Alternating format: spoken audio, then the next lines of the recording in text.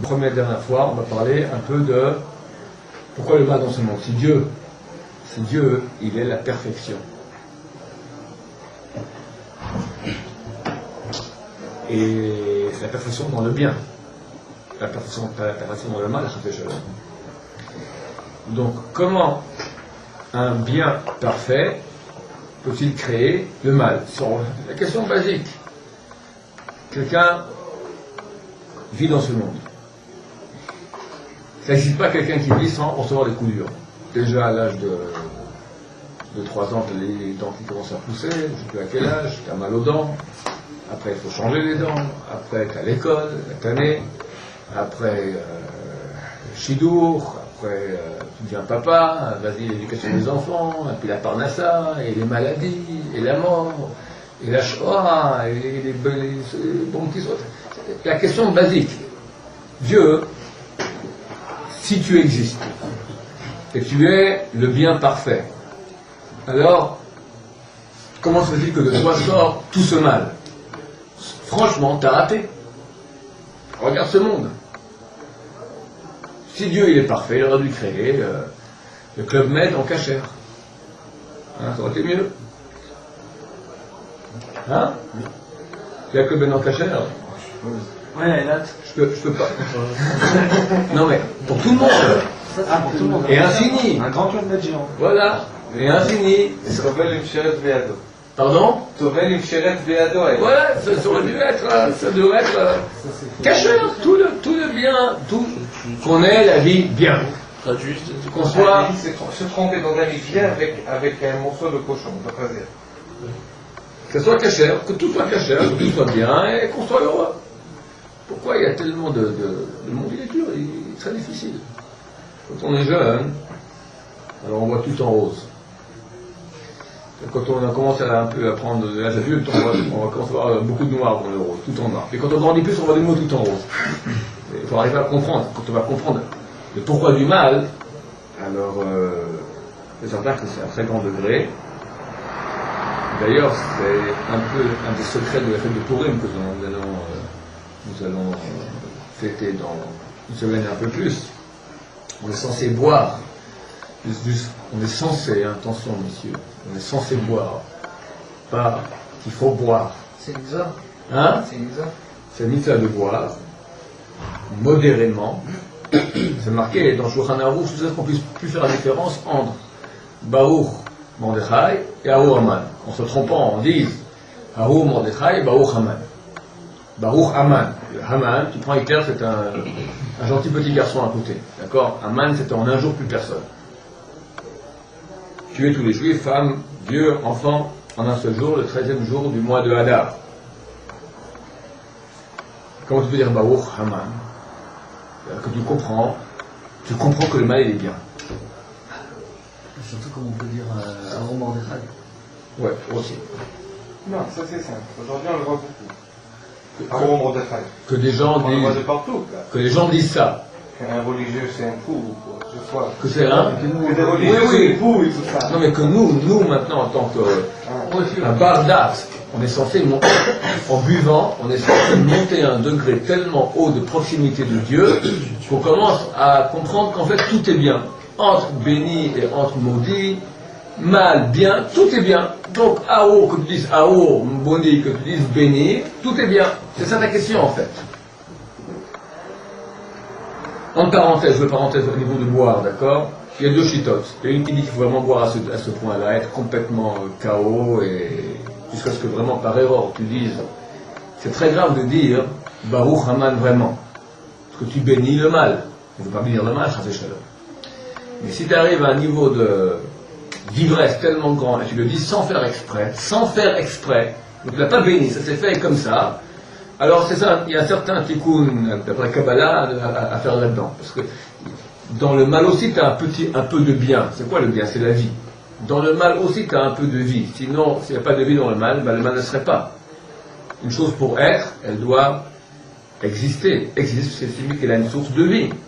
Quand tu dis Baruch Haman, tu retires cette vie du mal. Mais d'après ce qu'on dit que tout mal qui arrive en Israël, comme on dit, c'est pas le serpent qui tue, c'est la Avera qui tue. Le mal qui arrive à Israël, c'est à cause de leur péché à eux-mêmes. Alors, Aman, c'est un envoyé de la Kosh Baruch pour être métaquet ce qu'Israël en fait, comme faute. Alors, quand on dit Aman. Ok, la question reviendrait à dire maintenant, pourquoi est-ce que Dieu crée la possibilité de pécher? On va prendre les choses à la base. À la base, Dieu il met l'homme dans le paradis, il dit voilà, tu manges tout ce que tu veux, mais ça tu ne manges pas. Vient le serpent, il va tenter Adam de manger du fruit interdit. Moi, parce que Dieu, j'aurais fait les choses autrement. J'aurais dit, écoute, voilà, je vais au paradis, et tu t'éclates, fais ce que tu veux, tout est permis. Mais dans ces cas-là, ça vient poser deux questions. C'est-à-dire pourquoi Dieu il a créé le monde, dans quel but? Et si c'est dans le but que l'homme se parfait, que l'homme puisse se parfaire, sans existence de mal, il n'y a pas de possibilité de faire de bien, donc il n'y a pas de mérite. Pourquoi pas? Pourquoi si pas? le Sans mérite, mais tu peux faire du bien. Bah, s'il fait que le bien, quel est le mérite? Sans mérite. Je suis un ange. Alors pourquoi Dieu a créé le monde? Hein? Pourquoi Dieu a créé le monde si c'est pour que les hommes puissent se parfaire? Si, donc, Mais parfait signifie qu'il y a déjà du mal. Pourquoi Dieu il est parfait, il est bien. Maintenant, il est de la nature du bien, de faire le bien. Alors il crée des créatures, ok, il donne du bien. Mais intrinsèquement à sa justice qui est parfaite. Pardon? Par exemple, par rapport à sa justice qui est parfaite, si la perfection de sa justice, elle estime que finalement, pour que le monde soit parfait, il faut qu'il y ait une possibilité de faire le mal. Donc à partir de ce moment-là, il est obligé de créer un monde où le mal existe. Sinon, il n'y a pas de possibilité. Sinon, c'est pas de la perfection, puisque... Il n'y aura pas de mérite. Il n'y a pas de mérite à quelqu'un qui... On peut pas comparer un gars qui a vécu toute sa vie à Bnei-Brak, à quelqu'un qui a grandi à Ibiza et qui termine à Bnei-Brak. Mais Dieu ne peut pas me donner maintenant des cadeaux sans mérite. Écoute, voilà, tu veux Dieu s'intervenir, tu seras un grand sadique, tu vas venir à Yeshiva, tu vas étudier, tu vas t'étrangler en étudiant, et tu recevras une grosse sucette, un grand cadeau. Je peux lui dire comme ça, je peux dire autrement, écoute, c'est sympa. Tiens, tu te reçois maintenant la grosse sucette, c'est gratuit. Qu'est-ce que tu préfères? Entre nous.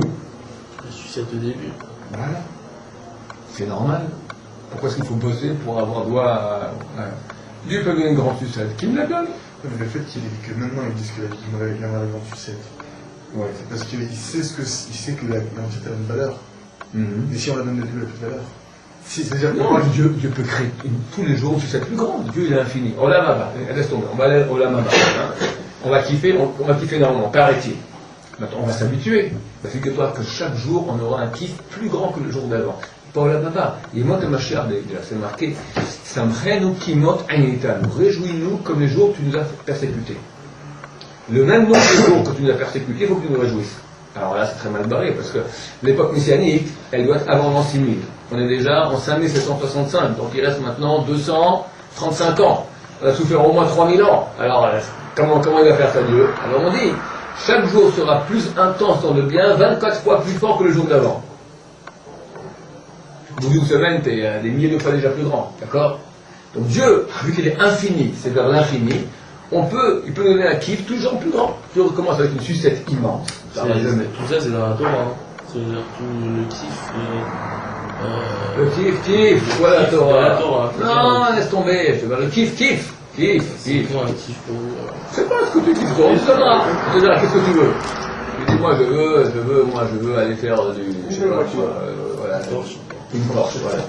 La Torah, la Porsche du bon Dieu. Et le lendemain, tu n'auras pas la Porsche du bon Dieu. Elle est sortie. T'as la Porsche que Monsieur Porsche a rêvé dans ses rêves les plus fous que le bon Dieu pourrait avoir. C'est encore la plus grande. Et puis chaque jour, tu auras une Porsche encore plus grande. Dieu n'a aucun problème de donner le kiff. Kiff, d'accord? Moi, je pose la question, pourquoi je dois souffrir? Je dis, faut que tu mérites, un papa, il aime son fils, il lui donne une glace. Il dit, non, si tu fais tes devoirs, tu auras ta glace. Ok, si tu dois faire les devoirs, je comprends. Mais maintenant, si je peux faire, il va me dire, écoute mon vieux, dans cette vie, il n'y a rien qui est gratuit. Tu vas maintenant bosser, tu vas prendre un marteau, tu vas taper dans le mur, tac, pour rien. 1 heure, tu auras droit à la glace. C'est un papa idiot. Dieu peut tout donner. Qu'il donne! Pourquoi il crée maintenant un choix? Tu peux réussir, tu peux rater. Si tu réussis, tu gagnes. Si tu rates, tu perds. Et entre nous, la majorité des gens, ils perdent. C'est ça la vraie justice. Alors, mais il veut faire du mal, Dieu. Quelque part. Nous voyant, il veut notre bien. C'est ma question. Comment Dieu, qui est tellement parfait, Il crée un monde. Je suis dans la question, là, je suis pas dans la réponse. Je suis en train de vous persécuter dans la question, d'accord? Hein? Mais je comprends pas. Le mal, Dieu. Pourquoi est-ce que Dieu il crée le mal? Pourquoi est-ce que Dieu il crée la possibilité de se tromper? On pourrait dire, c'est pas sa faute. Lui il a dit, écoute, j'ai mis dans la vie la mort, choisis la vie. Nous on a été les chrétiens, on a choisi la mort. Bon, alors on va payer pour casser. Mais Dieu, tu vois le futur, tu vois bien qu'aujourd'hui, la majorité de l'humanité, elle s'est plantée royalement. Le monde n'est pas heureux. On a vécu une Shoah, il y a Hiroshima, 57% des couples qui divorcent, la jeunesse qui cherche le sens de sa vie, qui est à côté, les pétards, enfin, on est à côté de la plaque complètement. Pourquoi Dieu a fait ça? Ok, c'est la question. C'est clair qu'il y a une question? S'il n'y a pas de question, pas de réponse. Il faut d'abord qu'il y ait une question. La réponse elle est la suivante, et Bezrat Hashem, vous allez comprendre ce que je vais dire. Des choses que beaucoup d'anciens ont déjà entendues souvent.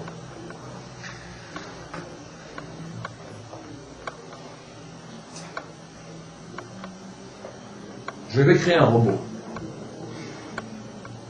Ce robot devient extrêmement actif. Il va au Club Med, il fait du parachutage ascensionnel, il fait du ski en neige vierge à 4000 mètres d'altitude, il fait tous les kiffs les plus grands du monde, il roule en Porsche. Ce robot.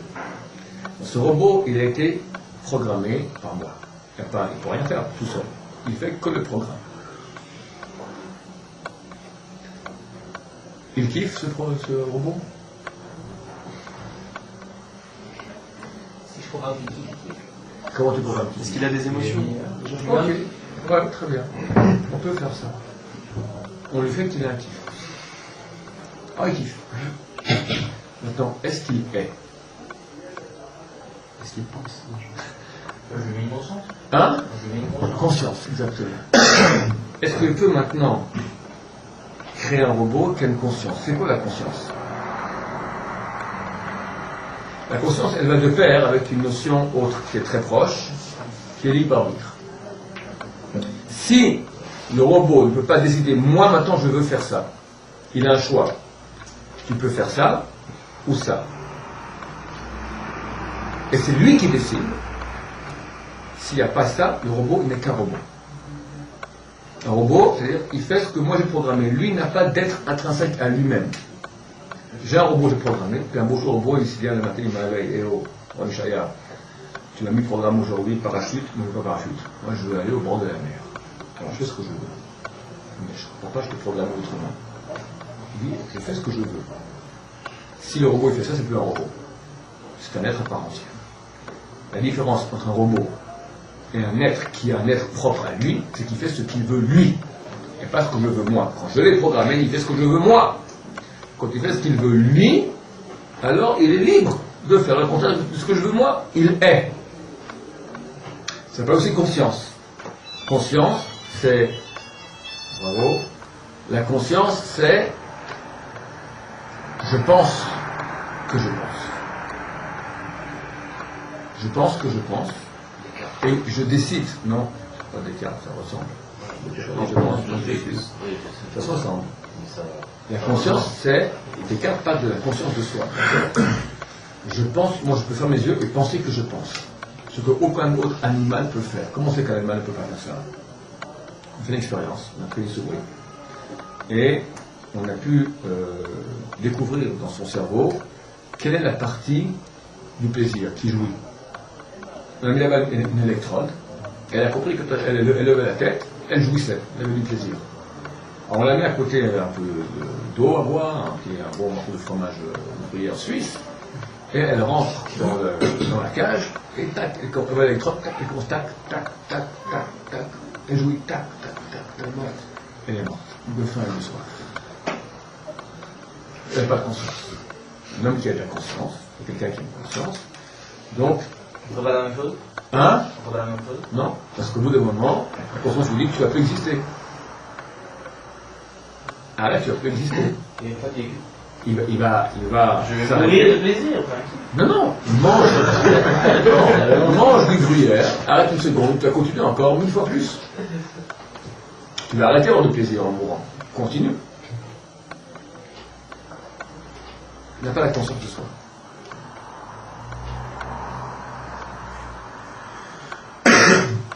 Il n'y a pas de choix. Parce que c'est ça l'animal. L'animal, il est programmé à faire les pulsions. Il recherche, le corps recherche toujours le moindre effort et les plaisirs. Le moindre effort, c'est le moins souffrir, plus kiffer, l'animal. Maintenant, il est programmé pour ça. Le chien, tu lui donnes un bon de noces et un bourdin. Qu'est-ce qu'il fait? Il ne faut pas poser la question, je prends le nonos ou je prends le bourdin. Il n'y a pas une question qui se pose. Lui, il va marcher d'après les pulsions. Quelle pulsion sera plus forte? La pulsion d'envie du nonos sera plus forte que la peur du coup, ou la peur du coup, la douleur, la pulsion de fuir la douleur sera plus grande que l'envie du nonos. La pulsion la plus forte, il va la faire. C'est ce que donne l'exemple qu'a donné un grand philosophe français, je crois que le français était du XIIIe siècle, Buridan, l'âne de Buridan. Buridan donne l'exemple suivant, tu as un âne qui a autant faim que soif. C'est un cours difficile, hein, je vous dis, c'est un cours de philosophie, là, on est en train de parler de choses, mais bon, c'est des choses basiques qu'on a demandé, tu as voulu, hein, je dis c'est un cours difficile, c'est de haut niveau, mais tant pis. Donc tant mieux, on va dire cela. Tu as l'âne, il a, c'est théorique, il a autant faim que soif. On met devant un paquet d'avoine, c'est la nourriture des ânes, et un seau d'eau. Qu'est-ce qu'il fait? Au bout d'un moment, on dira, ben, il aura au plus faim, au plus soif. Ça, c'est dans la pratique. Théoriquement, on va dire, il aura toujours autant faim que soif. Qu'est-ce qu'il fait? Il mange ou il boit? Buridan prétend qu'il meurt de faim et de soif. Au bout d'un moment, tu as la fumée qui sort par les grandes oreilles de l'âne, il a pété un câble, et il meurt. Ça veut dire qu'il n'est pas capable de choisir. Parce que l'animal choisit en fonction de la pulsion. C'est pas qu'il y a un choix. C'est comme un robot. Il est programmé par la nature, par Dieu, donc appelons-le par son nom, et il est programmé à faire la pulsion la plus grande. S'il a plus soif, il ira vers la soif. S'il a plus faim, il ira vers la faim. Si c'est égal, il ne peut pas choisir. Il n'est pas programmé pour. Donc, il n'y a pas de réponse. Est-ce que au niveau de la pulsion du bien et du mal, c'est équivalent comme boire et manger pour l'âne? Bien, attends, on va arriver à l'homme tout de suite. On va arriver à l'homme un peu plus. On y arrive. Donc, on est au premier point. Je parle maintenant du robot. Le robot, ou le robot extrêmement perfectionné qu'est l'animal, n'a pas d'être à lui. Il n'est pas. Parce que si je ne peux pas choisir, je n'ai pas un libre choix, je suis que le résultat de mes pulsions, alors je ne suis pas. Si c'est une pulsion qui me dit fait, moi je n'ai pas le choix parce que c'est comme ça, je n'ai pas place à l'être. Le robot, il n'y a pas la question est-ce qu'il veut ou il ne veut pas, on ne peut pas me faire dire, on ne pose pas de question. Le robot, il est programmé, il fait. L'animal est programmé, il fait. Nous aussi, nous sommes programmés. Mais une partie à nous qui n'est pas programmée. On peut dire à Dieu, moi je ne veux pas faire ce que tu veux. Dieu m'a laissé libre de partir. Le robot s'est révolté un beau jour. En quelque sorte. Il a dit, eh oh, tu veux que j'aille à la plage? Je ne veux pas à la plage, je vais à la montagne. Le robot, il dit ça, c'est un être à part entière. C'est-à-dire que l'être humain, le plus grand cadeau que Dieu a pu nous donner est le suivant. Nous étions, avant de venir sur terre, à l'état d'âme. Face à Dieu, à l'état d'âme, tu n'as pas de choix. Parce que Dieu, il y remplit tout, il décide, c'est comme ça, c'est le monde de vérité. La vérité, on a parlé l'autre jour, elle est une. Face à Dieu, tu as une vérité qui est une, donc tu n'as pas d'option, un ou deux. Il y a un, c'est comme ça, tout le monde va comme ça. C'est la réalité, elle est une de Dieu, c'est la vérité totale, absolue. Les âmes implorent Dieu à venir dans ce monde qui s'appelle Olam, la racine Ne'elam, caché, où la vérité est cachée. C'est-à-dire que ce qu'on devrait faire, en quelque sorte, on ne voit pas ce qu'on devrait faire. Et on a tout à coup une tentation du mensonge. Il y a vérité, je peux voir de la vérité, mais il y a un mensonge qui est ô combien attirant. Parce que s'il n'était pas attirant, personne ne le regarderait. Vu que la vérité est même plus attirante, vu qu'elle est vraie. La vérité, elle est vraie, elle est réelle. Le mensonge, il n'est pas réel.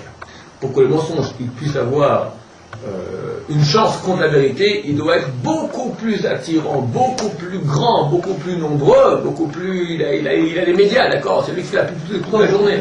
Pourquoi beaucoup plus? On Bah, va si. dire au même niveau que Non, le bien est attirant, alors le mal aussi. Oui, mais si le Sinon mal... c'est plus du libre arbitre, sinon il n'y a plus de choix alors. Oui, pour que tu aies une attirance aussi grande au mensonge qu'à la vérité, il faut que le mensonge en quantité soit beaucoup plus grande, parce que la vérité est beaucoup plus grande en qualité, vu qu'elle est vraie. Si tu dis à quelqu'un maintenant, éclate-toi, mais tu seras un raté. Tu dis à quelqu'un d'autre maintenant, écoute, éclate-toi moins, mais tu vas arriver, tu vas te réaliser la vérité de toi. L'homme, il prend la vérité. La vérité, c'est certain que je suis beaucoup plus... Quand je sens que je me réalise vraiment, je suis dans le vrai, ça me fait kiffer beaucoup plus que le mensonge. Le mensonge, oh je kiffe, mais c'est faux. Normalement, beaucoup de gens choisissent le mensonge. Pourquoi ils veulent le mensonge? Parce qu'il est beaucoup plus attirant, quelque part. Il est beaucoup plus nombreux. Tout le monde fait comme ça. Il n'y a que quelques exceptions dans le monde qui vont dans la vérité. C'est-à-dire que la vérité, pour qu'elle soit aussi attirante que le mensonge, il faut qu'elle soit beaucoup plus petite, beaucoup moins apparente que le mensonge.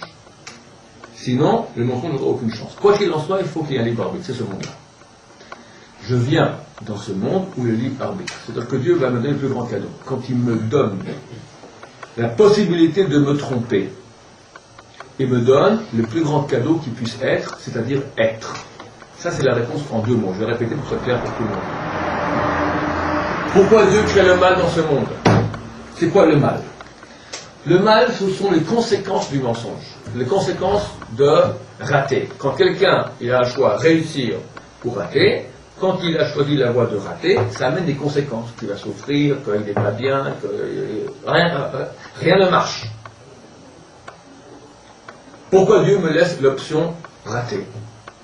Réponse. Pour que tu aies un libre arbitre, un choix. Pourquoi tu me donnes le choix? Laisse-moi sans aucun choix. Si tu n'avais aucun choix, tu n'aurais que la vérité, tu serais un robot, tu ne serais pas. Tu n'existerais pas. Le plus grand cadeau que Dieu me donne, c'est celui d'être, d'exister. Un minéral, une pierre, un végétal, une plante, un animal n'ont pas d'être intrinsèque, ni les anges d'ailleurs. Les anges n'ont pas d'être intrinsèque. Ce sont des robots. Tu as le robot minéral, végétal, animal. Tu en as un seul qui n'est pas un robot, qui a l'image de Dieu, qui est libre. À une certaine mesure. Libre. Je suis libre. Je peux faire ce que je suis. Je peux faire ce que je veux. Dans un certain cadre. Pas tout ce que je veux, mais dans un certain cadre, je suis libre. Mais Dieu nous a programmé que pour une chose, la Torah. Tu peux me dire ça? Non, c'est la seule partie de laquelle on n'est pas programmé. Libre, c'est-à-dire on a le choix. Là, tu es libre. Torah, exactement. Tu n'es pas libre que ton cœur batte ou pas. Tu n'es pas libre. Vous dites que les animaux ne sont pas programmés, ils n'ont pas de... Je dis oui, ils sont programmés. Ouais, enfin... Programmés, ils font le programme des pulsions. Voilà. Quand on dit dans la parachat Noach, que même les animaux c'était des Rechaim, ils ont fait des choses auxquelles ils n'étaient pas programmés de faire. D'aller avec des espèces différentes. Mais c'est pas de leur faute. Ça, c'est parce que les hommes se sont mal comportés. Il y a un truc très intéressant. J'ai vu ça il y a peut-être 20 ans. Les animaux se comportent par rapport aux hommes. Voilà. Alors, il y a une ville dans le monde où il y a beaucoup d'homosexuels. C'est San Francisco. Et puis, un chercheur, comment on appelle ça, un chercheur sur les oiseaux, un comment on appelle vivipare. Non, c'est pas ça. L'aviculteur. Bon, un savant qui observe les oiseaux, d'accord? Quand il y a des photos comme ça, des films, il a vu un truc extraordinaire. Il a vu à San Francisco des oiseaux s'associer homme-homme. Ça veut dire en bon américain, c'est des bad vibrations. Quand quelqu'un il fait une action négative, alors il dégage des vibrations spirituelles négatives du même type. Et ça influence l'entourage. Ça influence les animaux, ça influence tout. La matière. C'est certain. Le Chazal dit ça. D'accord, que quand quelqu'un fait une mitzvah, il monte, il fait monter le monde entier avec lui. Quand il fait une avéra, il baisse, il fait baisser le monde avec lui. Les animaux, un animal, il n'a pas le choix aujourd'hui. Je joue avec une fille ou avec un homme. Il n'y a pas un choix pareil, l'animal. L'animal, il fait son programme. Maintenant, il y a son programme, on va dire, de la nature. Quand les hommes peuvent toucher les canaux de la nature et les distordre. L'homme, il a un pouvoir énorme. Vous savez que tous les matins, on dit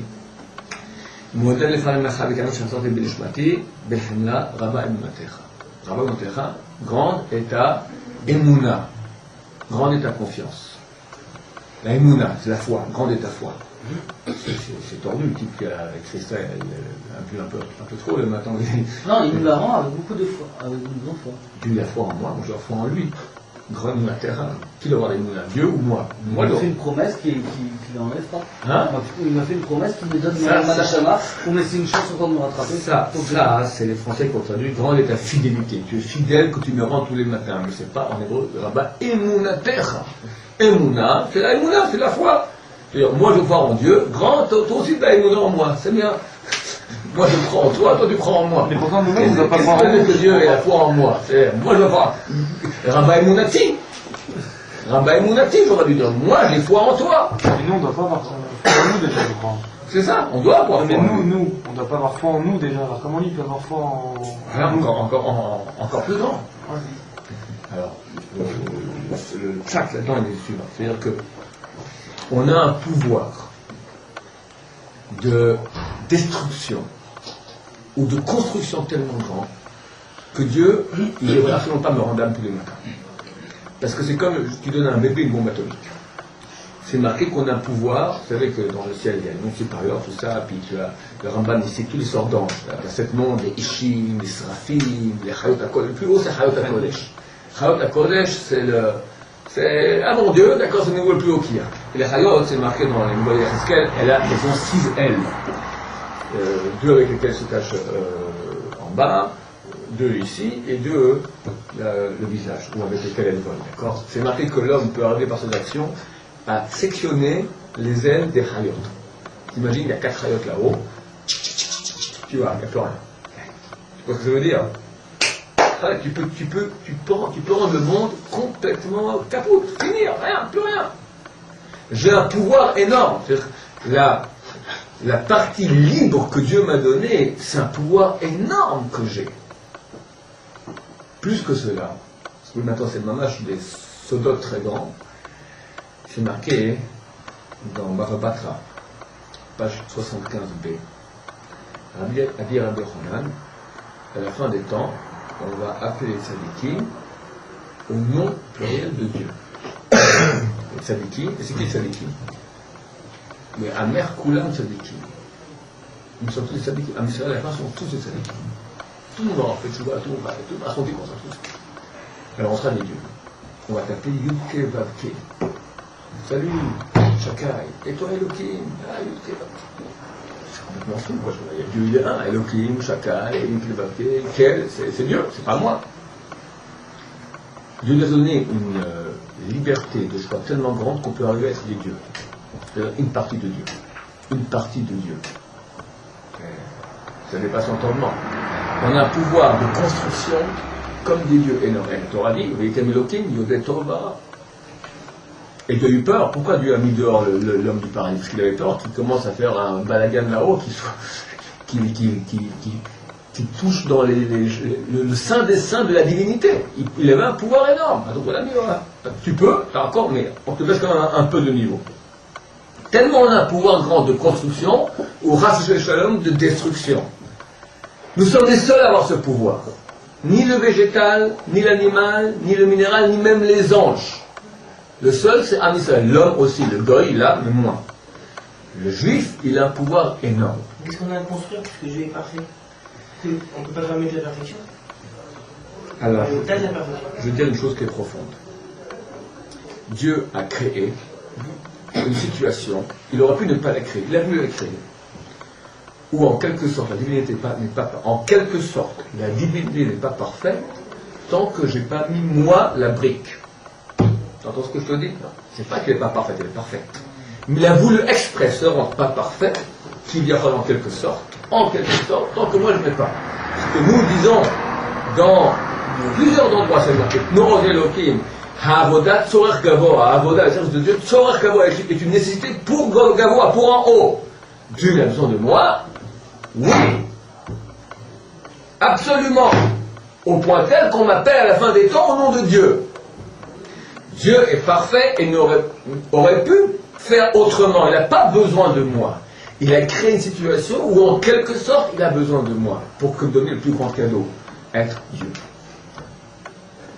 Mais pour que je puisse être Dieu, il faut que je puisse être libre.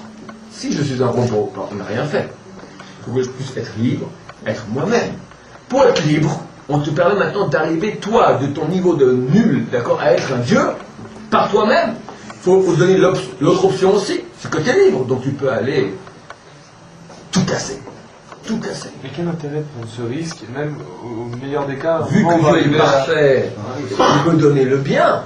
Ouais, mais quel intérêt? C'est un si on Donner- est au niveau de Dieu, à la limite c'est quoi Au niveau de Dieu, Dieu est la perfection du bien. Il a la nature de la perfection du bien, de faire le bien. Et il n'est pas obligé. De son vouloir à lui, il veut faire le bien. Il veut faire le bien.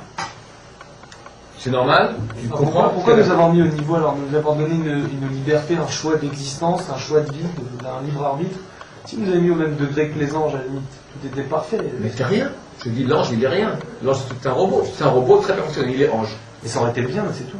Mais il n'y a rien. T'es pas, tu n'es pas. Qu'est-ce que t'as Tant qu'on n'a pas de choix, on n'est pas, c'est ça. Exactement.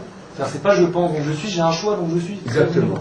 La conscience, comme a dit David, et le libre choix sont voisins, sont parents. Tu ne peux pas avoir l'un sans l'autre. Il y a conscience, il y a choix. Mais est-ce que le Dieu n'est pas coupé d'avance? On voit que le premier homme créé, qui était la perfection faite, il n'avait même pas de yetzer, il a fauté. Comment nous, on peut ne pas fauter? Alors que chez nous, c'est tout mélangé, le bien, le mal. Et j'ai un problème, moi, le mot piper, je sais ce que ça veut dire. Le jeu n'est pas équilibré. D'avance, c'est choisissant à fauter. La preuve de la perfection faite homme, qui était un Richard, il a fauté. Regarde, regarde, on a gagné. On a gagné déjà le jeu, c'est bon. On a fauté. D'abord, le premier homme, c'est Am Israël, c'est la même chose, c'est vrai. On a gagné aujourd'hui, c'est une question de temps.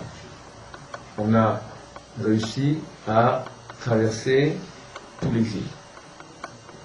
Le monde de la Torah existe, Chai et Kayam. Tu as des juifs qui étaient... ça fait 4000 ans que nous, on n'est pas plus juifs. On a survécu, on est là. Ah, c'est vrai qu'il y a beaucoup de mal. Mais le mal, il passe. La vérité, elle reste. Et on voit que dans l'histoire, le seul qui sont restés, ce sont les juifs contre la Torah. Donc on a gagné. Il faut aboutir, que le monde entier reconnaisse, c'est une histoire de jours, de mois, d'années, pas beaucoup plus. Il y a un retour en terre d'Israël, qu'est-ce qu'il faut aujourd'hui? Il y a un retour de la Torah en Israël, il y a une tchouva dans Israël. On est aujourd'hui à la période, c'est la fin, c'est terminé, on a gagné. Alors, écoute, Le niveau individuel, aussi, si tout le monde a gagné, on fait partie. Tu es là. Le monde va très mal, mais Dieu, de toute façon, en fin de compte, il va faire en sorte que tout le monde réussisse. Par les voies agréables ou moins agréables. Mais tout le monde réussira par soi-même. Quelle heure dit-il? Comment est-ce qu'on fait pour faire réussir à quelqu'un malgré lui? Je crois que c'est lui qui le fait. Mais il ne fait pas. On fait croire, mais Dieu n'est pas menteur. Non, il va faire tout, il va mettre autour de moi tous les éléments pour que, un jour je fasse le bon truc et je vais penser que j'ai du mérite. C'est moi qui ai fait tout seul, j'ai pas vu que Dieu était là. Mais c'est un menteur, donc il t'a mis dans l'ascenseur et il ne t'a pas sentir que tu montes tout seul, puis en fait tu te crois dans un truc et tu crois que je suis monté au 5e étage. C'est un menteur, il est un menteur à ce chaleur. Je comprends pas, puisqu'à la fin il a décidé que tout le monde allait réussir. Donc finalement, le choix on l'avait pas. C'est la question que je pose. Ah, pardon. J'ai dit, à la fin, Dieu va faire en sorte que tout le monde réussisse par eux-mêmes. Comment Dieu peut m'obliger à réussir par moi-même? Où tu me prends et c'est pas moi. Et si c'est à moi de décider, peut-être qu'il va jamais réussir. Alors, je pense qu'on peut répondre à cette question d'une autre manière. C'est marqué dans l'Agmara il valait mieux que l'homme ne soit pas créé. Maintenant qu'il est créé, il n'est pas je veux massaf, qu'il fasse chouva. Donc on n'a qu'à dire, voilà, Adam Arishon il a fauté, quelle chance on a? Nous on a la chouva. Adam Arishon il a fauté, mais il y a la chouva encore. La chouva elle répare les actions. Ouais, mais lui, on peut dire en mal, donc il y a un sens alors. On a plus de chance, on a la chouva. Oui, chouva, mais lui dit pourquoi Dieu il a fait qu'on faute. C'était fichu d'erreur, on va bien, regarder, il a pris l'homme plus parfait, le plus grand homme, et il s'est trompé. Alors qu'est-ce qu'il nous demande à nous? Nous, les ministres que nous sommes. Il y a la chouva, mais tu vois que ça ne marche pas. Combien de valets de chouva? Ici 30 sur 500 000 Français, à côté de la place. On t'a pas enlevé la chouva, donc mais Dieu l'a raté. Regarde, prends aujourd'hui le monde. T'as ici Ramoth, T'as un homme, t'as Vagan, t'as Bnebrak. À part ça, tout le monde est dans l'arlette. Alors quoi? Dieu t'a raté, désolé. Alors ici, c'est 0,0001 de gens. Et dans ce monde-là, c'est tellement bien. Mais il y en a en France aussi. Ok, combien? Allez. Non, pardon, très peu, très peu. En France, c'est un très grand retour. Mais combien? T'as 1,60 milliard de Chinois. Tu as 8% de mariage du goy. 80% les jeunes en France. 8 sur 10, pas 48, 8 sur 10. 8 sur 10. Ah oui, alors combien de... Les 8 sur 10. Seconde de la fin. 80% des juifs français se marient avec des goy. C'est quand même ça. C'est que des ashkénazes, ça. Tous les ashkénazes. Ils sont même. Les cousins, avec une goya. J'en ai 4 ou 5. Alors, c'est pas. Et qui ici n'a pas un cousin avec une cousin et une goya? C'est tous les soirs à Ouais, mais aujourd'hui, vous allez en France. Les Ashkenazim, il n'y en a plus. Aujourd'hui, J'ai un France, copain Ashkenaz ici, il m'a dit les Ashkenaz français, ils sont ou dans la tombe ou en Israël. en France, il n'y en a pas. Ashkenaz français, c'est une bandère. S'il y en a, mais c'est vrai. Il y a encore une synagogue où le dixième Il est en Israël avec la Somalie. Franchement, en France, il y a. Ok, la réponse pour David, en rapidement. Ça, c'est la souffrance, tout simplement. Qu'est-ce que c'est la souffrance? C'est quand Dieu veut me faire monter, c'est lui qui me fait monter, mais il veut que j'ai une participation active. Comment je peux t'obliger à monter? Je veux que toi, tu montes. Alors, je te fais monter, mais c'est toi qui feras tout l'effort de monter. Le Kohen Gadol, quand il met le sacrifice, c'est le même principe. Il mettait quand même le feu, mais il y avait un feu du ciel qui descendait. Il mettait quand même le feu, histoire de dire, j'ai quand même fait le... Oui, mais plus que cela. C'est pas un jeu. C'est toi, je t'oblige, je te fais monter. Que tu veuilles ou pas, tu montes. Mais il faut que ce soit par toi. C'est comment on me fait monter de force. C'est-à-dire que ce que j'ai pas fait comme effort de construction, il manquait l'effort. La partie, c'est quoi? Quand j'ai un choix et je décide de faire contrairement à ma pulsion, c'est un effort, c'est donc une petite souffrance. Cette souffrance-là, on me la fait faire. Comment on l'applique? On applique la souffrance. C'est une participation active de la personne malgré elle. Mais c'est une participation active de la personne, c'est lui qui fait. Ça s'appelle le titre. Baruch Adonai.